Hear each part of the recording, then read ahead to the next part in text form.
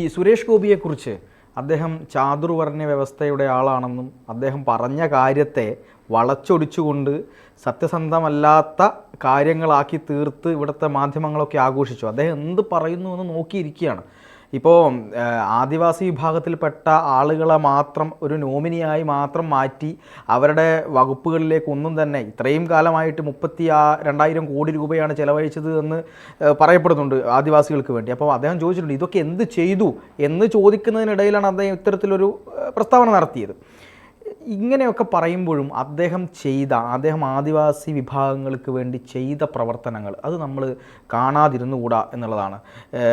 ഏറ്റവും പ്രധാനമായിട്ട് ഈ ഇടമലക്കുടി പോലുള്ള ആദിവാസി ഊരുകളിൽ അദ്ദേഹം കിലോമീറ്ററുകളോളം നടന്നിട്ട് അവിടെ പോയി കാര്യങ്ങളൊക്കെ കണ്ട് മനസ്സിലാക്കി അവർക്ക് ഈ ഫൈബർ വെള്ളം ഉണ്ടാക്കി കൊടുത്ത ഒരു സുരേഷ് ഗോപി.